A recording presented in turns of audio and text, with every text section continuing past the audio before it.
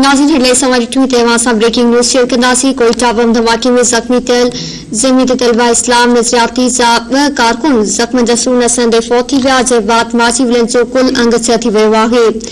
जमीयत तलबा इस्लाम नज़रियाती सां वास्तो रखंदड़ सनाउल्ला ऐं मोहम्मद रिज़वान कोयटा जी अस्पताल में इलाज दौरान दम ॾई छॾियो।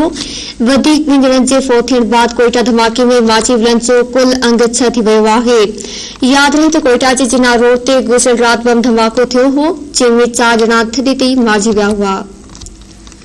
ब्रेकिंग न्यूज़ अवां सां शेयर कयूं पिया। कोयटा में बम धमाके में ज़ख्मी थियल जमीयत तलबा इस्लाम नज़रियाती जा 2 कारकुन ज़ख्म जा सूरन संदे फौत थी विया, जे बाद माची विलन जो कुल अंग छह थी वियो आहे।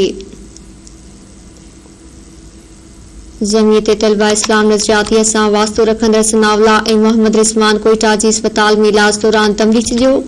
वधीक 2 ॼणनि जे फौत थियण बाद कोयटा धमाके में माची विलन जो कुल अंग छह थी वियो आहे। याद रहे तो कोयटा जे जिना रोड ते गुज़िरियल रात बम धमाको थियो हो, जंहिंमें 4 ॼणा थधे ते मारिजी विया हुआ।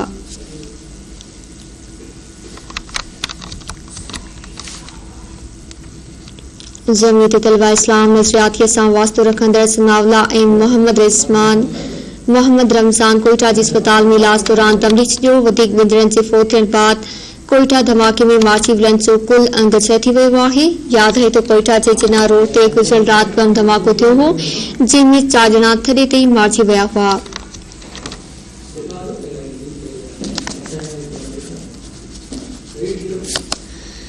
आग कई पिया के कोयटा बम धमाके में ज़ख्मी थियल जमीयत तलबा इस्लाम नज़रियाती जा 2 कारकुन ज़ख्म जा सूरन संदे फौत थी विया आहिनि, जंहिं बाद माची विलन जो कुल अंग छह थी वियो आहे। जमीयत तलबा इस्लाम नज़रियाती सां वास्तो रखंदड़ सनाउल्ला ऐं मोहम्मद रमज़ान कोयटा जी अस्पताल में इलाज दौरान दम ॾई छॾियो आहे।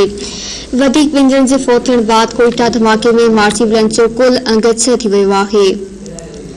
याद रहे तो कोयटा जे जिना रोड ते गुज़िरियल रात बम धमाको थियो हो, जंहिंमें 4 ॼणा थधे ते मारिजी विया हुआ।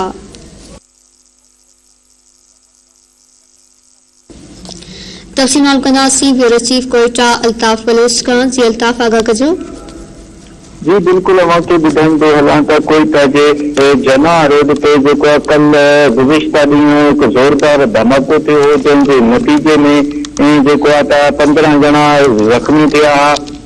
जन मां जेके आहिनि कुझु 2 ज़ख्मी जेके जमीयत तलबा इस्लाम नज़रियाती जा 2 जेके नौजवान सनाउल्ला ऐं मोहम्मद रमज़ान हुया, उहे ज़ख्मनि जा ताब न जेका त ज़ख्मनि जा सूर न सहंदे अॼु उहे शहीद थी विया आहिनि। ऐं जेका त अॼु जेको धमाको थियो, अॼु धमाके जे फौतियुनि जो अंग वधी छह थी वियो आहे। जी महिरबानी अल्ताफ, आगाह करण जे लाइ।